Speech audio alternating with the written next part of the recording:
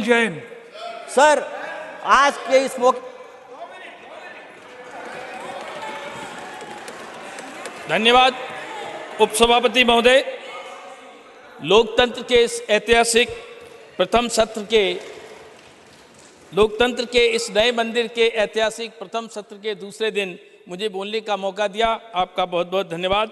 मैं अपने आप को बहुत गौरवान्वित महसूस करता हूं और इस नए लोकतंत्र के मंदिर से भव्य भारत की नई तस्वीर निकलेगी। महोदय, भारत के लोकतंत्र की ज़रूरतों को ध्यान में रखते हुए हमारे दूरदृष्टा प्रधानमंत्री ने आगे आने वाली पीढ़ी के लिए ये भव्य लोकतंत्र का मंदिर प्रस्तुत किया है और यहाँ से नई भारत की तस्वीर निकलेगी। मैं माननीय प्रधानमंत्री जी का धन्यवाद करता हूँ। हमारे प्रधानमंत्री जी ने कहा है, अमृतकाल की सुबह हमारा भारत नई संसद भवन में भविष्य के संकल्प के साथ आगे बढ़ रहा है। मान्यवर, आज पहले हम कहते थे चलो दिलदार चलें, चांद के पार चलें। हमारे साइंटिस्ट ने कहा चलो हम हैं तैयार चलो, और साइंटिस्ट ने तैयार चलो कर चांद के पार पहुंचने का काम किया है। मैं इस पूरे सदन के माध्यम से और अपनी तरफ से इस देश के साइंटिस्ट को तहे दिल से शुक्रिया अदा करता हूं, उनका वंदन करता हूं, उनका अभिनंदन करता हूं। और ये परंपरा जो विक्रम साराभाई जी ने प्रारंभ की, तब से लेकर आज तक चाहे एम्स सोमनाथ तक ये परंपरा जिस साइंटिस्ट ने की है, हम उनका अभिनंदन करते हैं, वंदन करते हैं और उस नेतृत्व का भी अभिनंदन करते हैं, वंदन करते हैं, जिसने साइंटिस्ट को ये करने के लिए माहौल प्रस्तुत किया, व्यवस्थाएं दी, बजट दिया। ऐसे प्रधानमंत्री का भी हम वंदन करते हैं और अभिनंदन करते हैं। हम सत्य के चांद के पार तो जा चुके हैं और ऐसे चांद के पार गए।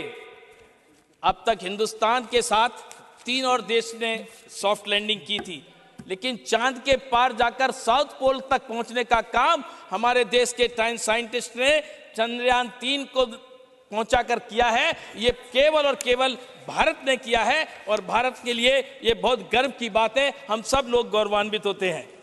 चंद्रयान 3 चंद्रयान 2 के बाद बना और चंद्रयान 2 के साथ में जब देश ने देखा चंद्रयान 2 किन्हीं तकनीकी कारणों के कारण अंतिम स्थान तक नहीं पहुंच सका, तो उस समय के इसरो के डायरेक्टर सेल्वन साहब जब आंसुओं से विवल हुए थे, तो उनको कंधा देने का काम इस देश के यशस्वी प्रधानमंत्री ने किया था और उन्होंने हौसला बढ़ाया, साइंटिस्ट का, वैज्ञानिकों का हौसला बढ़ाया कि वैज्ञानिकों हम तुम्हारे साथ हैं, चट्टान की तरह पीछे खड़े हैं और तुम अब आगे बढ़ो, हम चंद्रयान की सफलता को भी देखेंगे। चंद्रयान 3 का ये कॉन्फ़िगरेशन मिशन प्रोफाइल तैयार की गई। चंद्रयान 3 को प्रोपल्शन मॉड्यूल, लैंडर और रोवर मॉड्यूल से कॉन्फ़िगर किया गया है। इसके प्राथमिक उद्देश्य हैं चंद्रमा की सतह पर सुरक्षित लैंडिंग, इसके चंद्रमा की सतह पर घूमना और यथास्थान वैज्ञानिक प्रयोगों का दुनिया से परिचय कराना। चंद्रयान की लैंडिंग भारत की स्वदेशी तकनीकी शक्ति का प्रदर्शित करती है, इसके वैज्ञानिक मनोवृत्ति को नई शक्ति प्रदान करती है। चंद्रमा पर लैंडिंग की सफलता के साथ हमें उम्मीद है कि अंतरिक्ष के क्षेत्र में भारत की कंपनियां नए सिरे से दिलचस्पी बढ़ेगी और अन्वेषक, घटक निर्माण, नेविगेशन, मैपिंग, अवलोकन डेटा, विभिन्न गतिविधियां जिसमें शामिल हैं।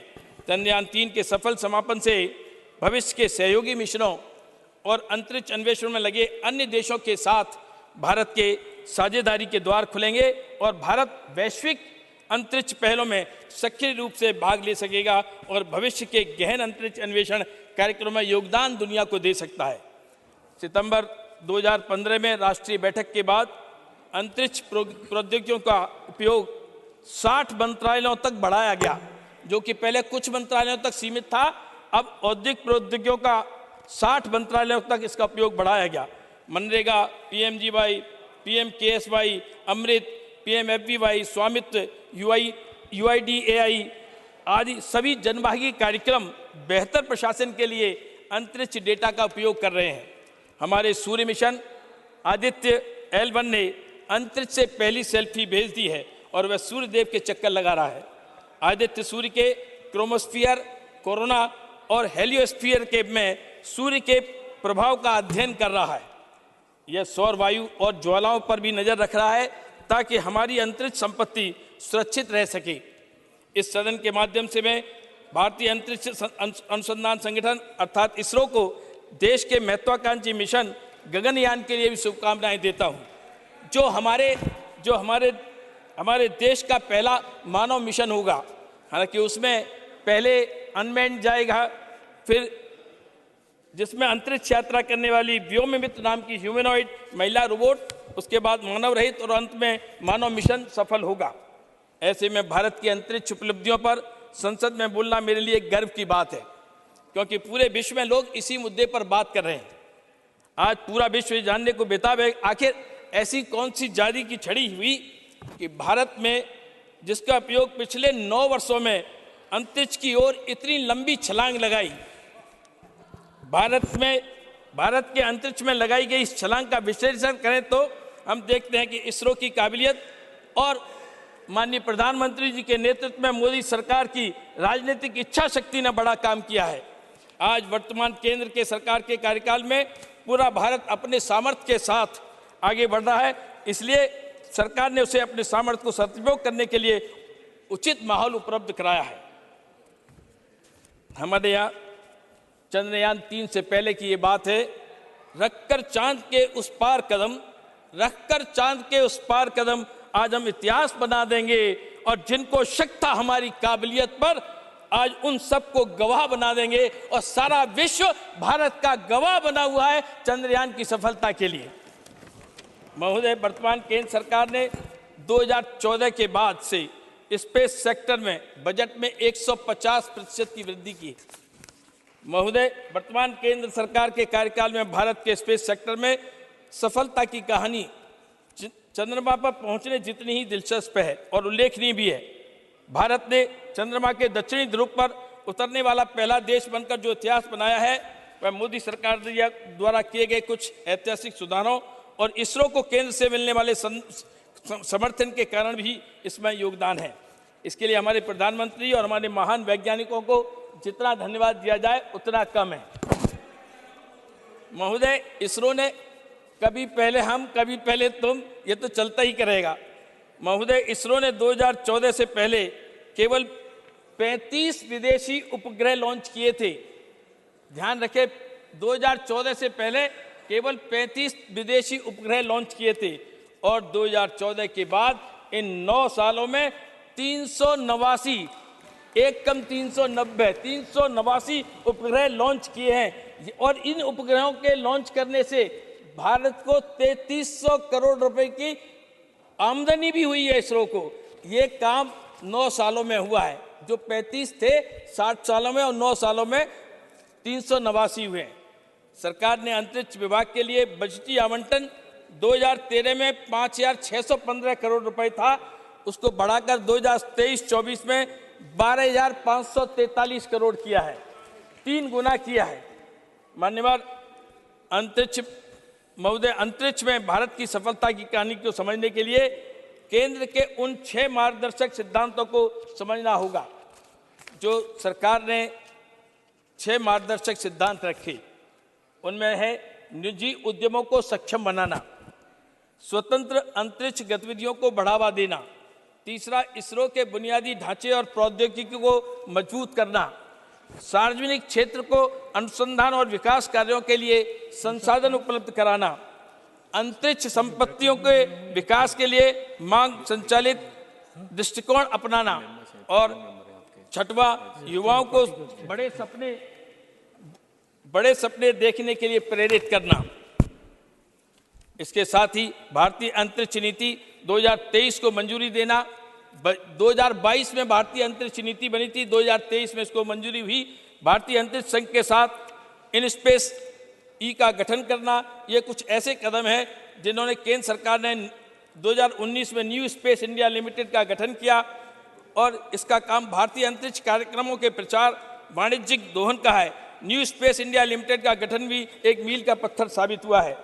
वर्ष 2017 में PSLV C-37 ने एक साथ 104 उपग्रह छोड़कर पूरी दुनिया में भारत ने रिकॉर्ड बनाया। 104 उपग्रह 2017 में PSLV C-37 ने छोड़े और ये विश्व रिकॉर्ड बना, जो भारत के लिए, भारत के नाम दर्ज है। और इस प्रकार भारत की स्पेस यात्रा में इन 9 सालों में ये काम हुए, बड़े काम हुए।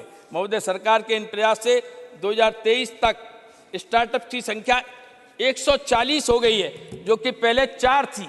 स्टार्टअप्स अंतरिक्ष के क्षेत्र में कुल 4 थे और इन 9 सालों में 140 स्टार्टअप्स हुए हैं। आज अंतरिक्ष उद्योग का विस्तार $16 बिलियन हो गया है और ये विस्तार 40 बिलियन डॉलर की बात हुई और अंतरिक्ष और अन्य देश के लोग इसको $100 बिलियन तक कहने की बात कर रहे हैं। इस प्रकार भारत अपनी अंतरिक्ष यात्रा को माननीय प्रधानमंत्री मोदी जी के नेतृत्व में आगे बढ़ा रहा है। पिछले 9 वर्षों में भारत सरकार ने अंतरिक्ष जगत की बड़ी संख्या में युवाओं को जोड़ा है। हमारे प्रधानमंत्री के देश के युवाओं को हमेशा से बड़े सपने देखने के लिए प्रेरित किया है। जब देश के युवाओं ने अंतरिक्ष के सपने देखने शुरू किए तो उन्हें उचित संसाधन उपलब्ध कराए। सरकार ने उनके सपनों को पंख दिए। आप सबको जानकर आश्चर्य होगा कि SSLV D3 से 3 उपग्रह लॉन्च हुए और इन तीनों की लॉन्चिंग में 750 छात्राएं, इन तीनों की लॉन्चिंग में 750 छात्राएं इन्होंने योगदान दिया और ये प्रधानमंत्री के युवाओं को प्रोत्साहित करने का कारण हुआ। महोदय, पिछले वर्षों में अंतरिक्ष विज्ञान से जुड़े देश के अलग अलग संस्थानों में 603 छात्रों ने एडमिशन लिया और इन छात्रों को 100% प्लेसमेंट की गारंटी दी गई और ये संस्थान त्रिवेंद्रम में, जम्मू में, अगरतला में है। यह केंद्र का भावी अंतरिक्ष वैज्ञानिकों की नई पौध तैयार हो, इस दिशा में एक बड़ा कदम है। यह है दूरदृष्टि। वर्तमान में भारत वैश्विक अंतरिक्ष अर्थव्यवस्था में 2 से 3% का योगदान देता है और आगे आने वाले 5-6 साल में भारत की अंतरिक्ष अर्थव्यवस्था में भारत एक महाशक्ति बन जाएगा। भारत अब नासा के नेतृत्व वाले समूह से जुड़ गया है और अब नासा और भारत मिलकर एक साथ कई अंतरिक्ष खोजों पर काम कर रहे हैं। इससे एरोस्पेस डिफेंस सेक्टर को भी बड़ा लाभ होगा। चंद्रयान 3 की सफलता से ही अंतरिक्ष अनुसंधान, इंजीनियरिंग और संचार के क्षेत्र को लाभ मिलने जा रहा है। Messrs Skyroot aerospace private limited Hyderabad द्वारा एक suborbital launch vehicle Vikram S Prarambh mission का प्रक्षेपण 18 नवंबर 2022 को सफलतापूर्वक संपन्न हुआ। विक्रम S का प्रक्षेपण भारत और दक्षिण एशिया में लॉन्च किया गया पहला निजी तौर पर निर्मित रॉकेट बनकर भारतीय अंतरिक्ष क्षेत्र के लिए इतिहास में एक महत्वपूर्ण अध्याय है। ये प्राइवेट क्षेत्र से है, भारत ने इनको प्रमोट किया है। महोदय, अंतरिक्ष में भारत की सफलता का लाभ पूरी मानवता को मिलेगा, ऐसा वादा हमारे माननीय प्रधानमंत्री जी ने किया। हमारे प्रधानमंत्री जी ने कहा है, भारत समस्त मानव जाति की भलाई के लिए खोज, सीखना और जानकारी को साझा करना जारी रखेगा। माननीय प्रधानमंत्री जी के मार्गदर्शन में 2015 में राष्ट्रीय बैठक के बाद अंतरिक्ष प्रौद्योगिकियों का उपयोग 60 मंत्रालयों तक बढ़ाया गया, जबकि ये पहले केवल 20 मंत्रालयों तक ही सीमित था। जैसा कि स्वयं प्रधानमंत्री जी का मत है कि प्रेरित कार्यबल, स्वदेशी क्षमताएं, उत्साहजनक माहौल में भारत के अंतरिक्ष क्षेत्र के लिए अवसर असीमित हैं। इसलिए इसमें न केवल घरेलू बल्कि विश्वव्यापी बाजार में भी तेजी से प्रवेश करने की क्षमता है।